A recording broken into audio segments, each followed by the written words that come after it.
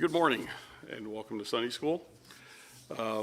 We are going to be in 1 Samuel this morning, starting in chapter 18, moving forward a little bit, talking about a relationship this morning.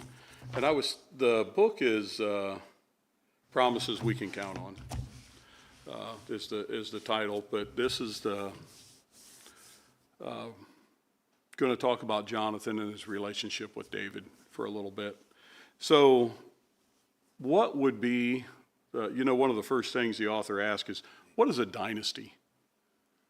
When you think of a dynasty in America, it's easy to you can get into kings and queens, but people talk about the Elways being a football dynasty, that there was father and sons that all played, and then we had the Kennedys, right?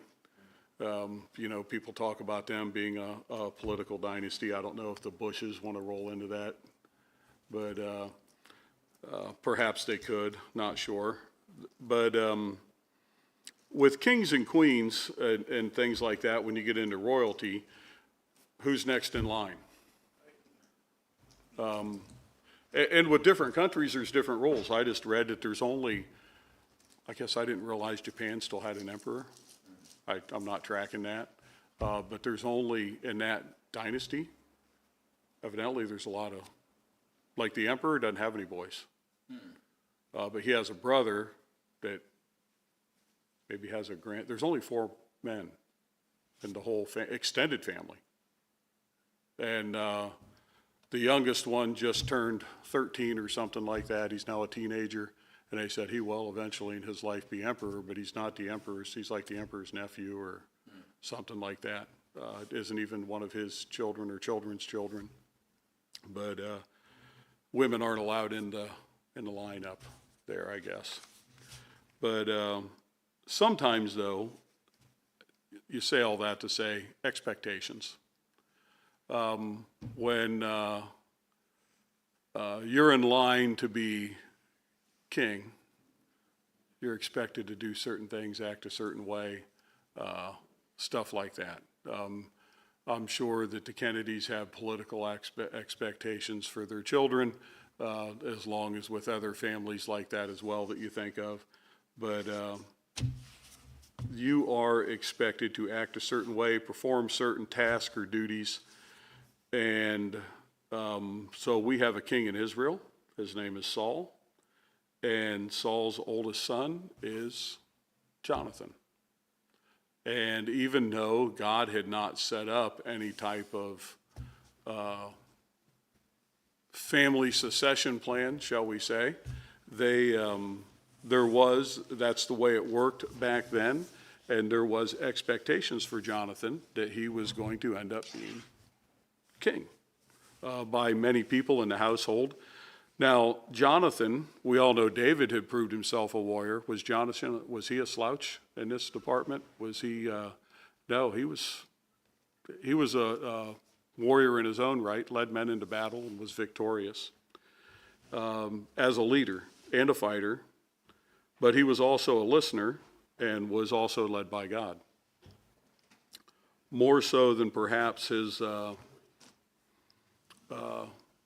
father would allow the presence of the Lord in his life. But let's start out verses 1 through 4. Mr. Bob, would you? Well, maybe I guess, to have it on so people at home can hear. And it came to pass when he had made an end of speaking unto Saul, that the soul of Jonathan was knit with the soul of David, and Jonathan loved him as his own soul. And Saul took him that day, and it would let him go no more, because he loved him as his own soul. And Jonathan stripped himself of his robe that was upon him, and gave it to David, and his garments, even his sword, and his bow, and to his girdle. Now, when I read this, there's a lot of words and terminology that would cause it's like, that sounds a little weird.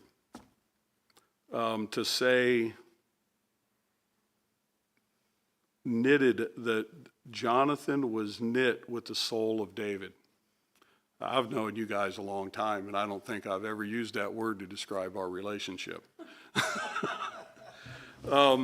You know, or, you know, we got a close church family here. I don't think I've ever looked at another guy and said that I loved him as my own soul. It's not a verbiage that we would use. It's not, and it sounds off, you know. There are people that I have spoken to that have read this and asked, what kind of relationship did they have? Because it sounds off. And I thought, you know, first off, I thought, I'll bet you that word knit is one of them King James words, you know. So I looked it up in the ESV. You know what word they use there? Knit. Yeah, they do. So I kind of blew that out of the water a little bit. But it's we're gonna cover a few of these words here as we start looking at this. But Jonathan, again, has established himself a leader in his own right. He's not getting the the recognition that David does in Scripture, but Scripture introduces Jonathan just a few chapters before in chapter 13. And when he is introduced, he is not only, he's introduced as one of King Saul's commanders. And it's a few verses later, you realize it's his son. It's not immediately given to that fact. He's introduced first as a commander, and later it is mentioned that he is Saul's son. And he is serving under his father. And in verse 1, David is already known. Now, would Saul, before David ever killed Goliath, would Saul have known David? Probably not, since he was a shepherd. He was, but he also played harp in the royal household. What was he doing at that time? We don't know. But he could have known him. It doesn't, I'm not sure of the timeline there, but he may have known who he was, but I don't know how close they were. But when we look at the word knit, so I looked this up, and it's not all that, when you think of knitting, you're thinking of yarn, you know, that kind of thing. And it literally does mean to bind. But it is very odd to me that the firstborn son of a king ends up being close enough to the youngest son of a shepherd. Not just the son of a shepherd, but the youngest son of a shepherd. And the family line, what does this kid get? Nothing, like nothing. I am son of Jesse, that's what he gets. It's, you know, he literally has. There's nothing that's going to make it to this kid. He's the lowest of in society. It's just not a place. These are not two people that you think are going to even talk to each other, that let alone end up becoming friends. But his recent heroism, I'm going to say, perhaps kindled a relationship. It is pretty hard when, for how many days, I didn't write it down, did Goliath come out every day and say, hey, anybody? And then here comes this kid and walks out with no armor and a slingshot and takes down this giant. That kind of heroism is hard to ignore. It's going to draw conversations in the royal household. And Jonathan and David end up being very close friends. Now, to look at some of these words. Now, there is establishing the relationship of these two young men, and looking at the words that are used, which are not words that we would use today in America. The Hebrew word used in this verse also describes Saul's fondness for David. Now, when you talk about the word knit or the word love, There is another word that would have been translated to know if there would have been an inappropriate relationship. There's a word there that, and he knew his wife, and we all know what that means, but it's not the same word that's used there. And Samuel, and even for David, and this whole, because after David kills Goliath, what happens to David? Saul gives him a room in the palace. He takes him. And does he go, who's watching the flock now? Because it would have been the youngest who would have spent most of the time out there. Yeah, next one up the line. How do you think he felt about it? Yeah, he was probably not very happy with the arrangement. And but Samuel had warned that, the Israelites, look, when you want a king, they're going to take your sons and they're going to take your daughters. There's a price to be paid for having a king. Y'all have got it pretty good right now, but that is not going to be the way in the future. He's also going to take your servants. He's going to take your livestock. There's going to be other things that, other prices to be paid here. And I thought I lost my note there for a minute. I was getting a little paranoid. But I do want to park a little bit. I talked about the word knit. And this Hebrew word is used 6 times in the Bible.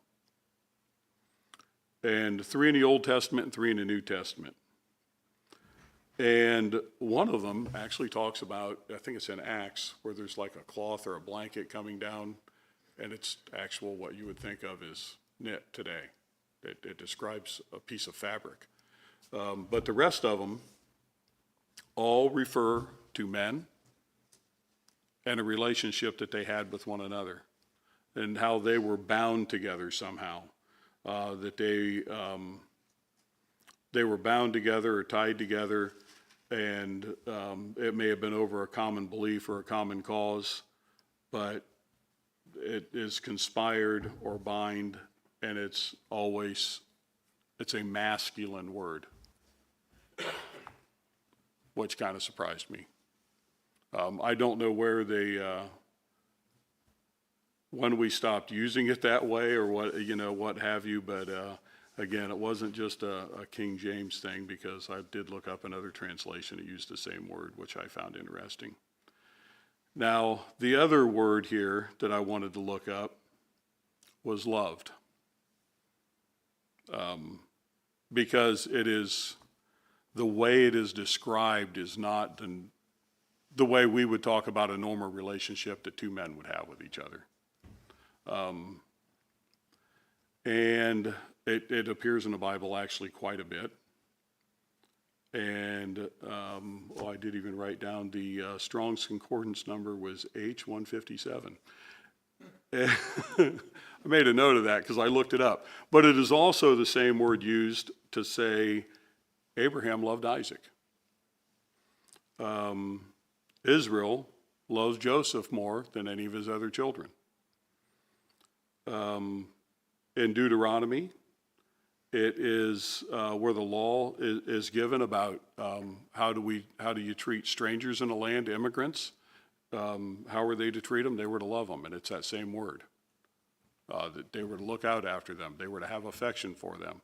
And I think the thing to that goes back to, hey, remember you were strangers in Egypt, so you ought to know what this is like. And also it is used several times in the phrase, love the Lord. So, but it's a very long list. It's a word that's used quite a bit. I did not write it down to try to pronounce it in Hebrew. I just thought I maybe wouldn't embarrass myself quite that far. But that is the synopsis I get out of these first few verses. Obviously these 2 young men had established a very close bond and a relationship with one another that we're going to see come to light here even further over the next couple of chapters. But anybody else have any thoughts on any of that? Just, Because they're concerned. yeah, just, you know, I mean, I was just wondering about anybody in here. Did anybody here ever have a friend like that? Or do you? I don't have now, but I did at one. Yeah, used to, yeah, the term that keeps coming to mind is bromance. yeah, bromance, okay, yeah, But the New Living Translation has that as bonded. instead of okay, knitted. okay. So, And they were bound, and I've had a friend like that as well. But it's not one that I ever would have, you know, reading this, it's like, I wouldn't have picked those words to describe it. But I have had people, men in my life that I had that bond with. It's a precious thing. I'm thinking that the one that I had, we were so close, we could tell what the other guy was thinking. It was weird. and then they drift away. Yep.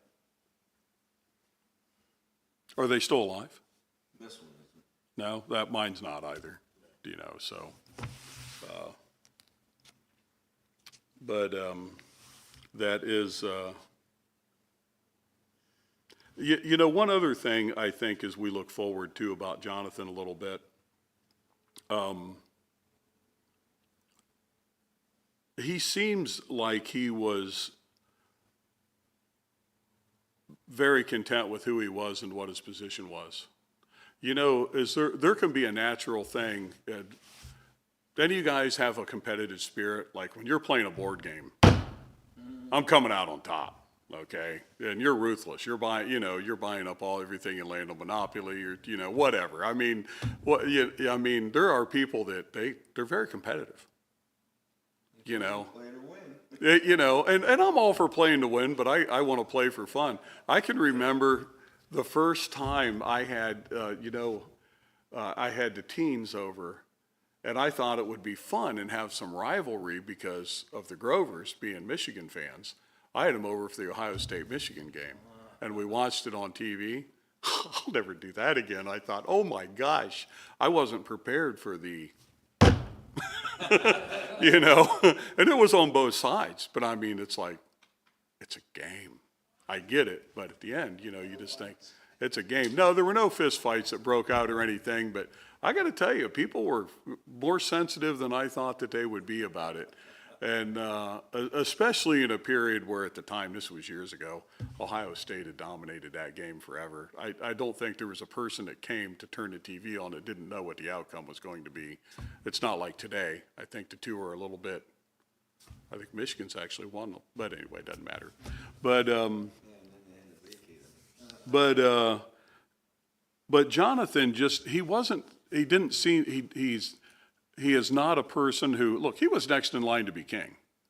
And most people that are next in line to be king are going to be making whatever moves there are or arrangements behind the scenes to secure that process. All right? If there's somebody around that's going to challenge the king, that's going to be a rival to the king, anything that anybody's going to do, this could be your sibling, that they think might overshadow them in taking that chair, you might want to watch yourself. Jonathan seems to be very content with he doesn't have to be the person in charge. And again, maybe he's close enough, he saw that he didn't want the job, Could be. you know? You know, a lot of people out there look at their dad and they, you know, growing up especially, and they think, man, I want to be just like my dad. And it's a sad thing when you look at your dad and think, I can't end up like that. You know. His dad worked at the factory. Mm-hmm. He says, that's not for me, you know, because he saw how tired he was when he come over at night and everything. Well, he ended up being a teacher. And then I went to one of the reunions, he says, hey, should have been like my dad. Should have been like my dad. And it could be that you look at your dad's profession and think, I don't want to do that. It could be that you look at your dad's habits and think, I don't want those. Maybe it's the way he treats your mother. And you look at it and you see a good or a bad. But, you know, I feel like one of the more challenging things in life can be people that you're close to and you have an emotional attachment to, like your parents, or your grandparents, your children, to see them as they truly are. and to want to recognize their faults as well as their good points can be a challenging thing, and there's a lot of people that don't want to do it. And it's tough, especially with little kids. You know, little kids, I got 4 grandkids, and they all need guidance in different directions. They all have good points to them, and they all have parts of their personality that's going to end up being challenging in life. And to recognize what those are and try to guide them through them is the job of a parent, but it can be a difficult thing to recognize sometimes because you want to be proud of your kids and you want them to, you know, do certain things or have opportunities perhaps that you did not. But Jonathan does seem to be a person who did not have to run everything. He seemed to be content with whatever role perhaps that God was going to put in his life, and that's what he was seeking for himself and nothing more. But let's flip over to chapter 19 and look at verses 1 through 4. And Saul spake to Jonathan his son and to all his servants that they should kill David. But Jonathan, Saul's oldest son, delighted much in David. And Jonathan told David, saying, Saul my father seeketh to kill thee. Now therefore, I pray thee, take heed to thyself until the morning, and abide in a secret place, hide thyself. And I will go out and stand beside my father in the field where thou art, and I will commune with my father of thee, and will see that which I will tell thee. And Jonathan spake good of David unto Saul his father, and said unto him, Let not the king sin against his servant, against David, because he hath not sinned against thee, and because his works have been 2-3 ward very good. So Jonathan is the extreme of caught in the middle here. His dad's king. He obviously cares for his father and respects him. But yet here's his best friend, his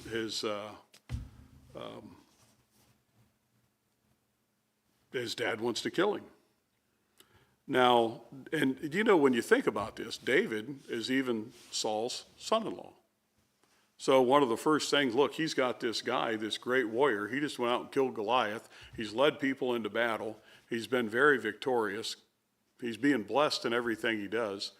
And not only that, but last week we learned David always behaved how? Very wisely. Even though he had already been anointed to be king. He never once said, Saul, you know. You know, he wasn't flaunting that. He wasn't talking about it. The scripture doesn't tell us that he ever brought it up or talked to Saul about it.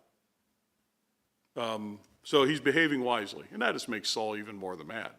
Because he doesn't like him. He wants him to do something, and he won't. And he looks at the things he's done. He's, why can't you be like me? You know? But Jonathan is literally caught in the middle. So here's David, who is Saul's son's best friend, his son-in-law. He's married to one of Saul's daughters, because you're going to bring this guy into the family. You want him to stay on your side. So if he marries your daughter, the odds of that happening are much greater. And he's been a faithful servant. But Saul is just stewing with jealousy over David's successes. So he's tried to what? He tried to spear him twice. He sent people out to assassinate him.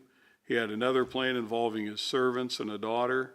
And he perceived David to be a threat to his throne and his dynasty. And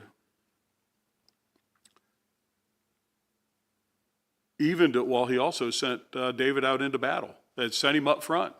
By the way, David must have noted that because he used it later when it worked for his advantage.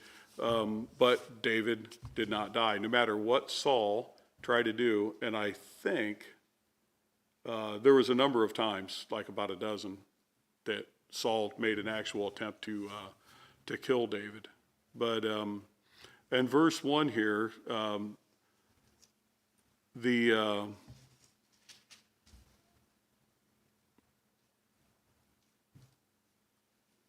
the Philistine, he wanted David to fall against the Philistines. He was plotting there.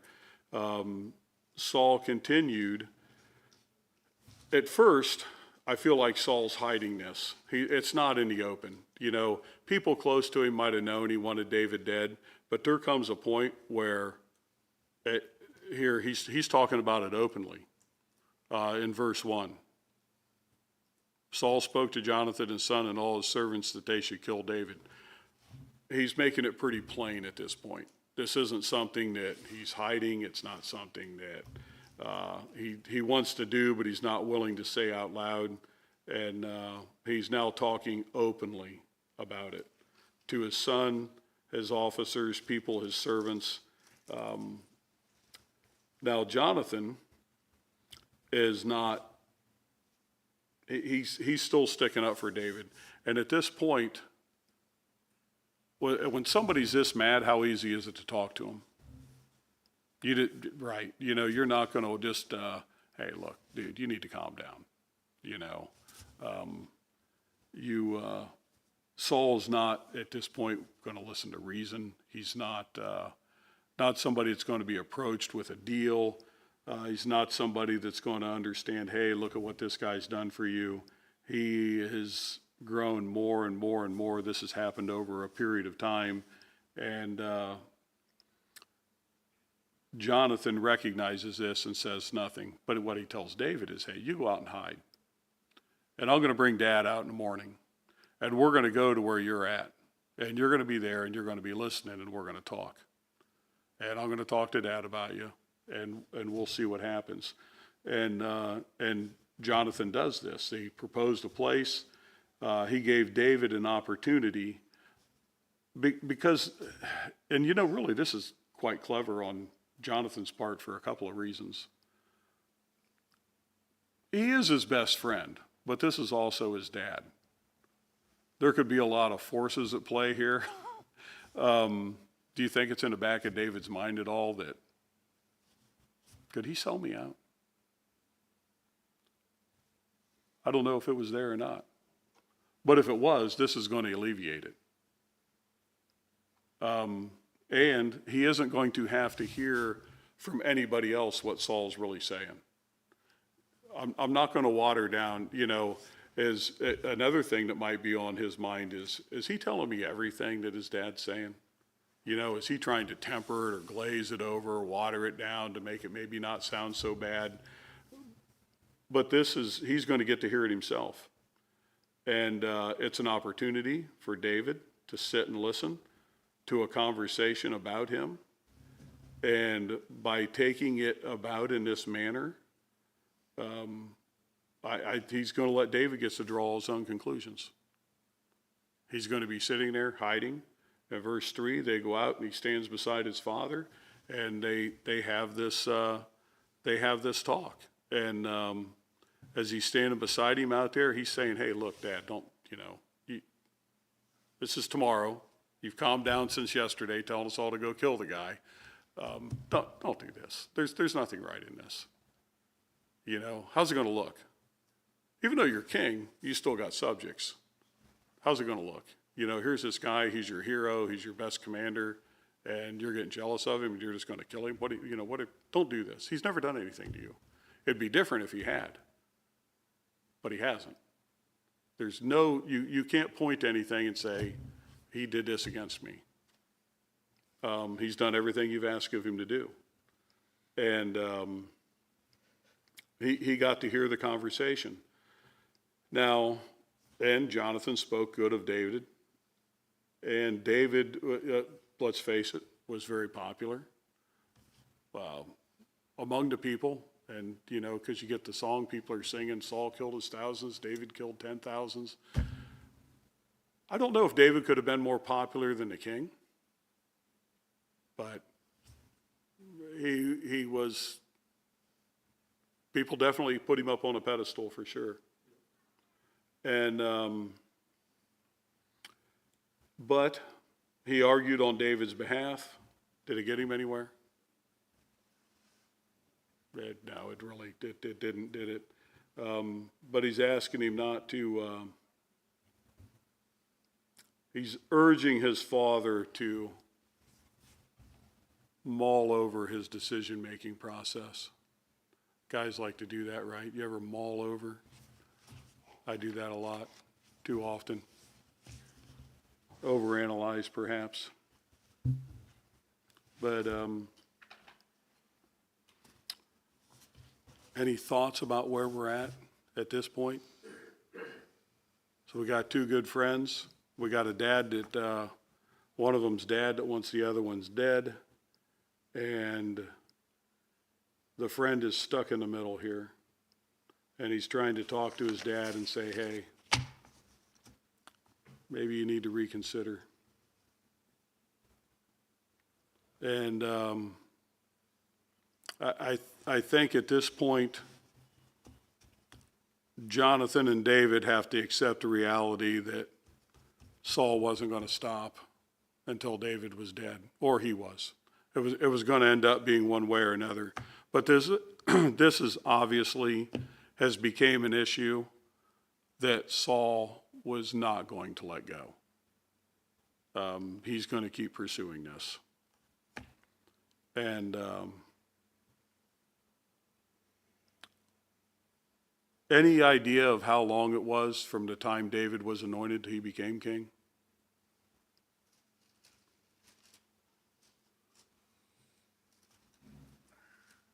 I don't know. Honestly, I'm sitting here now wishing I would have looked up how old he was when he got anointed, because I don't feel like he was very old.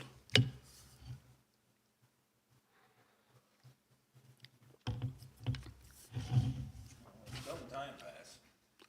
From what I can tell, it looked to me like it was about 15 years. But if somebody told me it was a little longer or a little shorter, I'm not going to, that's the number I came up with in my mind. But I did not find in Scripture anywhere that said it was this long from the time he was anointed till he became king. And if you think about it too, well, he's going to go into a point here now where this is the beginning. He's in hiding. You know, it's no longer safe for him to be around. So how many of those 15 years did he spend hiding from Saul? After Saul blew it, and God told him, and you know, and Saul don't have to really think real hard about how secure is, you know, you talk about being secure in your position, okay? You get up, you go to work every day, you do a good job, you don't expect to go into tomorrow, having not called off in 5 years and never been written up or yelled at for anything or even given a verbal reprimand here, we're letting you go. You're pretty secure in your position. The company's doing good. How secure is Saul in his position at this point? Because I do believe God's already told him he's taken it away from him. He's not very secure. He wants certain things. He wants to remain king. He wants his son to take over when he's gone. He wants all of these things that he knows. God has already told him, this isn't going to happen. You disobeyed. You won't listen. This is going to be stripped from you and your family and whatever aspirations you have. But he's not willing to let go. So he's looking around. And I honestly don't know at this point if anybody's ever told him David was anointed by Samuel. I truly don't think he knows. But he's looking around at everybody in the kingdom. And here's this great warrior, a great leader, and a guy that's serving God, and he ain't doing anything wrong. No matter what I do to him, he's not doing anything wrong. He's got to be pretty high on the list of people he thinks might be taking his spot. And so Saul is not content. He's not, he's worried. But I think he spent somewhere from 7 to 8 years hiding from Saul out of those 15, probably roughly half of it. But Jonathan is recognizing that God is working in David's life. Now, Jonathan, being Saul's oldest son, the Bible does not tell us, but there could be an ultimate ultimately a good possibility that he knows what God told his dad, that you're not keeping this. It is going to be taken from you. And so we have Saul not being content. He's looking at David thinking he's going to take his spot. He's out to kill him. He's already tried. He's thrown his spear at him. He sent him to the front line in battle. He's done all of these things. He actually did some things that I quite honestly did not realize that he did. Coming up here, we'll cover in a minute. But he actually, let's take a look at that. Flip over to chapter 22 in 1 Samuel. And verses 11 through 19.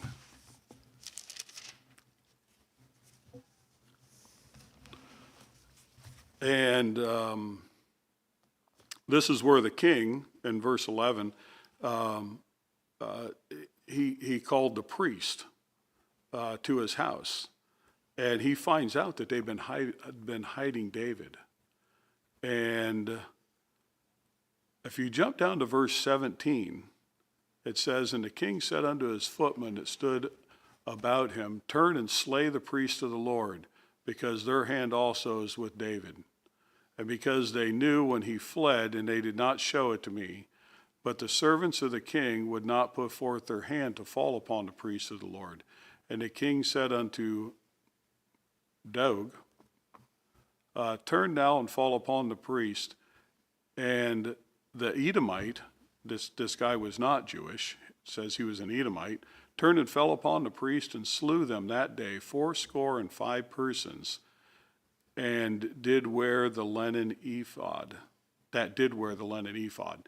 So these priests, Saul says, "Man, you guys are on David's side. You hit him. You're supporting him. You're doing all these things. You were supposed to come and tell me if you knew where he was, and you didn't." And he looks to his the Israelites there and says, "Hey, kill all these priests." And they're like, "No, I'm not doing that." It was a line they couldn't cross. So evidently he had some Edomite soldiers there, and he must have been like mercenaries, I'm guessing, hired guns, so to speak. And he looks at them and says, "Kill all these guys," and they did. And I, for whatever reason, did not have a memory of Saul taking it quite that far, that he had this group of priests killed. 45? Would that be right? 85. No, a score is 20, isn't it? 85, yeah, no, 85. How do you think that went over about the land? I'm going to say like a lead rock. But I did not remember him taking it quite that far. But he had all these attempts. And then, David went to these priests to hide out.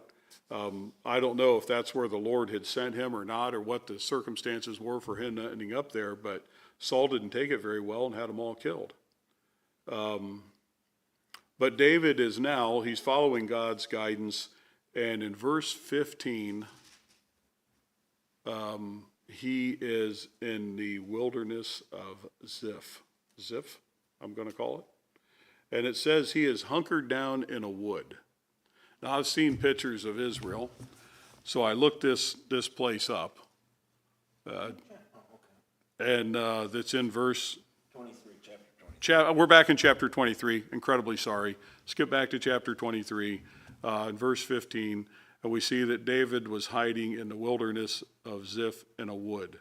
And I don't know what they mean by in a wood, because I looked up some leastwise pictures of this place today, and I'm telling you, a woodpecker would have to tote lunch. There ain't no, there are no trees. I don't even see how there was a wooden structure. I mean, this place is a pile of rocks. And if you're thinking about the comforts of home, they're not going to be there. But it says he was in a cave. And, one of the other things that it made me think about is David's not alone. David had been with him. And the Bible doesn't, that I could find, give us a number. I looked for some research online to try to come up with something, and it seemed there was a common belief that he had about 400 people with him. If you look in verse 13 of chapter 23, it says, his men, which were about 600. Ah, okay, excuse me then, 600. It is listed in Scripture. I had missed that note or glazed over it for some reason, but they're not out, he's not out there alone. There's a lot of people. They're in the middle of nowhere, so to speak. There's not, I mean, when you think of Israel, as Corey had said, think small, but they're out in the wilderness. They're in, they're dwelling and they're hiding out for a long, long time. They need food, they need water, they need all these things. And there's a nice little group of them there with them. So it's not something that, and again, they're not the comforts of home. And as long as they stayed out there, these guys are pretty loyal to David. So Saul is out looking for him. Jonathan goes out and finds him in verse 16. And Jonathan, Saul's son, arose and went unto David in the wood and strengthened his hand in God. That's a good friend. And in verse 17, he tells him, look, don't be afraid. The hand of Saul, my father, shall not find thee, and you are going to be king over Israel. So there is at some point here where Jonathan is convinced that David's going to be king. I don't know what he learned, when he learned it. I don't know if he found out that David had been anointed. I'm not sure of all the context. But Jonathan is saying, look, I know that this is going to take place. And they made a covenant. But it is interesting. It was a good friend that went out and definitely broke away to go tell him that, because you know what his father's reaction is probably going to be if he finds out that he went. And he recognizes that you are going to be the next king. And no one, including Saul, is going to prevent it. This is a done deal as far as God's concerned. However, another footnote, I remembered Saul did not actually die in battle, but he was wounded and he fell on his own sword. And for some reason, as a kid, I'd never heard that before, and that has always stuck with me, that is actually a real thing, that people did that. You hear the expression. I don't know that you would find people doing that today, perhaps, but I remember reading that and thinking, wow. And what really got me was his sword bearer did the same thing. When he seen what Saul did, because a little kid, and I'm thinking, wow, that's, I don't know, maybe there was some kind of rule that if you're the sword bearer and the king dies, that your punishments, and I don't know what would have became of the sword bearer, but he did the same thing. But I did not realize that in that battle, all three of Saul's sons died in the same battle. So the whole family was wiped out in one day, and it definitely cleared the way for a new king, shall we say. Because at this point, is there anybody in the land saying, no, this guy should probably get it next, because they're gone. And but Jonathan went home, and as far as I know, they never saw each other again. But you know, at this time when David's out there hiding, and he spends quite a bit of time hiding from Saul again. He's out there. He's got all these guys with him, and he's got a promise that God made him. God had anointed him to be king. But then is there a difference between hope or even knowledge and yet reality? I mean, at the end for us, if you are a saved, born again believer in Christ, you know what the end brings. Nothing to fear. But you look at everything going around you in society, and it can be easy to get pretty down.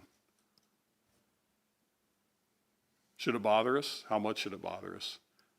do you get, you know, why do we get concerned over who the next president is? Like God's not in charge of all that.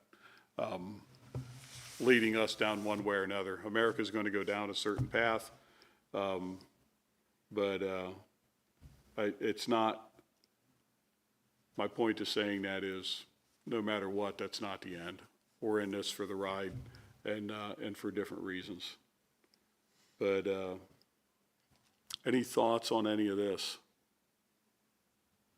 Their friendship has, in all practicality, ran its course because they're not going to see each other again at this point. But Jonathan was quite the friend that despite his position, despite what could have been right in front of him, that he recognized God's sovereign power and what God had in mind and chose that over his own, shall you want to say, personal interest or what could have been. When you think, you know, don't follow the world, Jonathan was not doing that. A good example of a friend. I hope we all can have another Jonathan in our lives. Any other thoughts? I will step up and end.